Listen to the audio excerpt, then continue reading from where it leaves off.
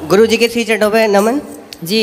गुरुजी मैं दिल्ली से आया हूँ और मुझे आए हुए 1 महीना हो गया वृंदावन में। गुरुजी कारण ये रहा कि मेरी जो धर्मपत्नी है मेरे साथ में है। ये छोटी छोटी गुरुजी हर परिवार में छोटी छोटी बातें होती हैं और अपने घर बता देती है। और हमारी जो सासू माँ है गुरुजी वो उस बात का बतंगड़ बना के पेश करती है। और जब बात होती है मैं इससे कहता हूँ कि कम बात कर, लेकिन मेरे पीठ पीछे ये बात कर लेती है। और जैसी ही बात होती है गुरुजी बात का बतंगड़ बन जाता है। और गुरुजी बात का बतंगड़ ऐसा बना कि एक दिन मेरे ससुराल पक्ष से पूरे के पूरे गुंडे लोग आए और गुरुजी मेरे घर में टीवी तोड़ गए, मुझे पीट गए। और गुरुजी मेरे सिस्टर के बारे में अनाप शनाप बक्के गए, मेरी फैमिलीज के बारे में अनाप शनाप बक्के गए। गुरुजी मेरे पापा आर्मी से रिटायर्ड हैं, समाज में उनकी बहुत प्रतिष्ठा है, बहुत नाम है। गुरुजी मेरी सारी इज्जत, मेरे पिताजी की इज्जत गुरुजी पानी में मिल गई। मैंने दिल्ली छोड़ दी और मैं कभी गुरुजी दिल्ली में अपनी शक्ल नहीं दिखा सकता। मैं पेशे से योग शिक्षक हूँ। मैंने दिल्ली में केंद्रीय विद्यालय में योग कराता हूँ। गुरुजी मेरा सब बर्बाद हो चुका है, लेकिन मेरी धर्मपत्नी मेरे साथ है, इस बात का मुझे गर्व है। लेकिन गुरुजी मुझे ऐसा लगता है कि अभी तो ये बात नहीं कर रही है, लेकिन जैसे ही एक दिन इसकी अपनी मम्मी से अभी भी बात होगी वैसे ही कहीं ना कहीं ये झूठा मुकदमा। गुरुजी बहुत कोशिश करी इनके घर वालों ने इसको कन्वेंस करने की, झूठा केस कर दे। बात कराओ। राधे राधे गुरुजी। क्या नाम है आपका? नेहा। तो आप अपने पति को क्यों पिटवाना चाहती हो? मैंने नहीं पिटवाया इनको। फिर आपके ससुराल मायके वाले तो आके पीट गए इनको। कौन थे वे जो पीटने आए थे? कौन थे वो? क्या लगते थे आपके रिश्ते में? बताओ बताओ, उनको ही बताने दो। कौन थे वो? चाचा और पापा थे, आए तो बात करने के लिए थे। हाँ, फिर बताओ बताओ। गुरुजी बात हुई, इसके चाचा ने मुझे फ़ोन किया और कह रहा नेहा से बात कराओ, आपने उसे मारा पीटा है। आप इनसे बात कराओ। बेटा देखो, पिता कब तक काम आएगा और चाचा कब तक काम आएंगे। तुम जरा जाके ससुराल अपने मायके में रहने लग जाओगी ना, तो 4 दिन बाद 10 दिन बाद तुम्हारी भौजाई तुम्हारा भाई ताने मारने लग जाएगा। बाप जब तक जिंदा है तब ठीक है, पर एक दिन मरना तो सबको ही पड़ता है जी। फिर कौन सी भौजाई रह पाई अपने, कौन सी ननंद रह पाई आज तक अपनी भौजाई के पास कि तुम रह लोगी? तुम्हारा भाई है जी गुरुजी। तो भौजाई के साथ सदा गुजार लोगी जीवन? ताने मारेगी तुम्हारी भौजाई, आ गई अपने पति की तो हो ना सकी तो मेरी हो जाएगी, ऐसा ना बोले तो कह देना। बेटा नारी का पति ही सब कुछ है ना। तुम्हारे पिता ने तुम्हारा दान कर दिया, कन्यादान, अब तुम्हारा पति ही सब कुछ है। और पति को अपने मायके वालों से पिटवाओगी, यदि ऐसा कुछ हुआ तो बहुत गलत जाएगा मैसेज। आप पति पत्नी दोनों खुश रहो, है ना। और आपको ना अपनी माँ, आज पता है जितने तलाक होते हैं, आप मानती हो इस बात को कि 95% तलाक लड़की की माँ की गलती से होते हैं। पता नहीं लड़की की माँ, लड़कियों से मोह भंग ही नहीं होता।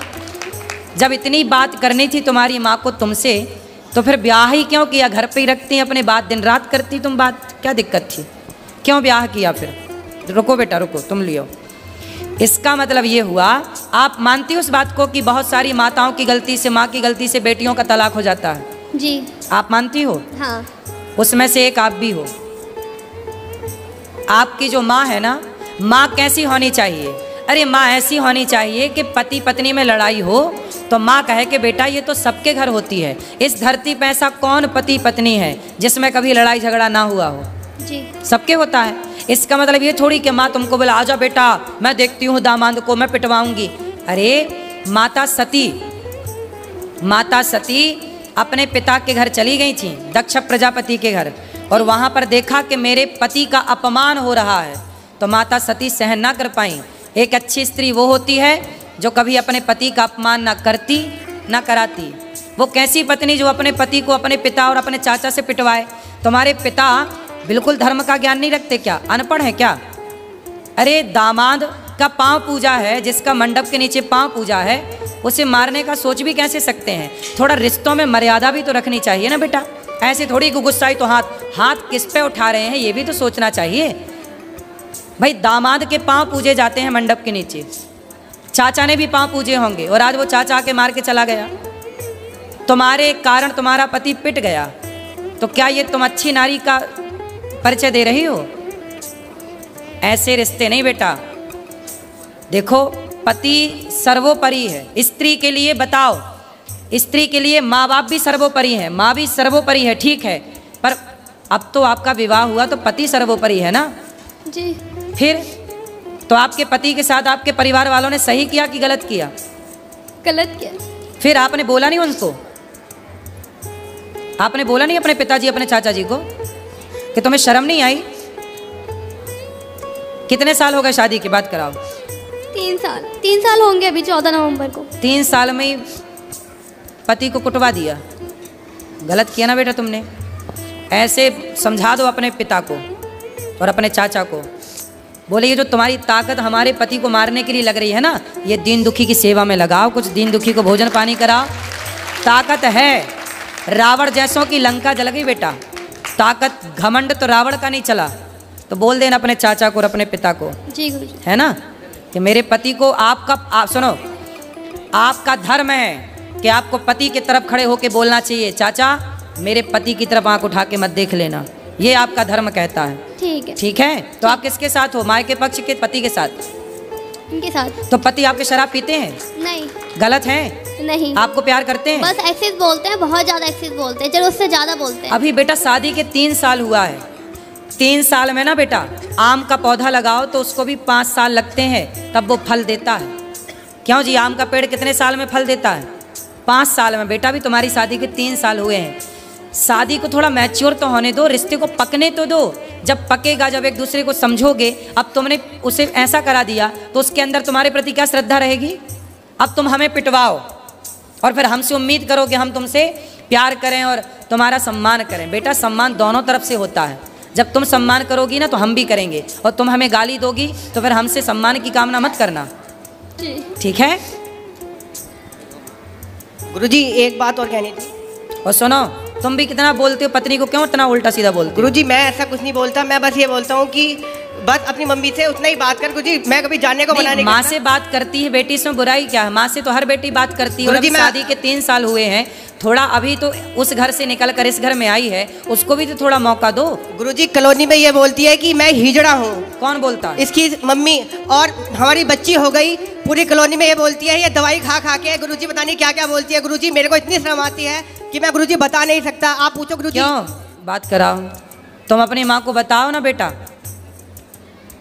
है ना? तुम्हारी माँ ऐसा बोलती हिजड़ा है, ये सब नहीं बोलना बेटा। माँ को समझाओ कि माँ तुम अपना काम करो। गुरुजी मैं आपसे एक बात पूछना चाहती हूँ कि क्या कोई माँ बाप ये चाहेंगे मेरी लड़की का घर टूट जाए? बेटा, कोई माँ बाप नहीं चाहते गुरुजी। बेटा बहुत माँ बाप की गलती से ही टूटता है, ये क्यों नहीं सोच रही हो? नहीं वो बात आपकी ठीक है, लेकिन वो नहीं चाहते। कुछ ऐसे रीजंस रहे हैं, कुछ ऐसी बातें रही हैं कि उनको ये स्टेप, मैं मानती हूँ कि ये चीज़ गलत थी, उनको नहीं करना चाहिए था, ये बहुत गलत था, लेकिन मुझे नहीं पता क्या सोच के उन्होंने ये किया। लेकिन आप इस बात से एग्री हो ना हो, 95% तलाक भारत में लड़कियों के माँ बाप की गलती, और माँ बाप अपनी बेटी को सही गाइड नहीं करते। कई बार क्या होता है मैं आपको बताऊं जी, पति पत्नी में लड़ाई होती है ना, पत्नियां भाग जाती हैं मायके, फिर पति फोन लगाता, अच्छा सॉरी हम अब तुमसे बात करेंगे, गलती हो गई, अब नहीं तुम्हें डांटेंगे, नहीं बोलेंगे। माँ बोलती है नहीं, दामाद तो नाक रगड़ता हुआ आएगा तब भेजूंगी। अब दामाद आता है तो माँ फिर भी नहीं भेजती। अब बताओ ये माँ की गलती है? हाँ ये गलती है, लेकिन ऐसी बहुत माएँ हैं इस धरती पे है गुरुजी, लेकिन कुछ गलतियाँ इनकी भी हैं। बिल्कुल होंगी, इनकी भी गलतियाँ होंगी। ये भी गाली देते हैं माँ बाप को। भाई माँ बाप तो माँ बाप है ना गुरुजी, चाहे कैसे भी है लड़की के, लेकिन है तो माँ बाप ही। इनको गाली देने का क्या राइट बनता है? बिल्कुल। क्यों तुम गाली देते हो इनके माँ बाप को? गुरुजी वो दारू पीते हैं। कौन? और इसके जो पिताजी हैं तो वो अपने पैसे से पीते हैं। गुरुजी दारू पी के वो गाली गलौज करते हैं। गुरुजी तो करने तो कुत्ता भौंके, तुम मुंह में टेप लगाने जाओगे क्या? गुरुजी मैं पढ़ा लिखा शिक्षित और मैं योगा टीचर, मैं तो गुरुजी लोगों को ज्ञान और देता हूँ योग का, मैं गाली नहीं देता। तो सारा संसार दारू पी के गाली दे रहा, तुम सबका ठेका लेके बैठोगे? गुरुजी मैं ब्लॉक कर देता हूँ उनको कि कॉल मेरे से बात ना हो, तो फिर वो ये बोलते हैं कि नंबर ब्लॉक पे। आप भी गलत है। सास ससुर को गाली क्यों दोगे? भाई सास ससुर पत्नी के माता पिता आपके भी माँ बाप हैं। जितने आपके लिए आपके माँ बाप प्रिय हैं, ऐसे उतने ही उस लड़की के लिए उसके माँ बाप प्रिय हैं। इसलिए हर लड़की को अपने माँ बाप से प्यार है, हर लड़के को अपने माँ बाप से प्यार है, इसमें बुराई क्या है? और आप कौन होते हैं उनके माँ बाप को गाली देने वाले? नहीं गुरुजी मैंने कभी स्टार्टिंग में कभी कुछ नहीं बोला, वो फ़ोन करते हैं, बेटी से बात करा, मैं कराता हूँ, फिर दामाद से बात करा, और एकदम से अब शब्दों का यूज़ करने लगते हैं गुरुजी। कोई बात नहीं, वो भी तो तुम्हारे माँ बाप हैं। जैसे माँ बाप की दो डांटें सुन लेते हो, सुन लिया करो। रिश्ते थोड़ा सहनशीलता से चलते हैं। दो बातें तुम सुन लो, तुम काहे इतना हाइपर हो जाते हो? दो बात तुम्हारी सुनने की क्षमता नहीं है। अरे पत्थर को छेनी और हथौड़ों की चोट पड़ती है, तभी वो पत्थर भगवान बन के पूजता है। गुरुजी मैं होली पे गया, होली पे उन्होंने फ़ोन करके बुलाया, मैं अपने दोस्त को लेके गया ससुराल के अंदर, और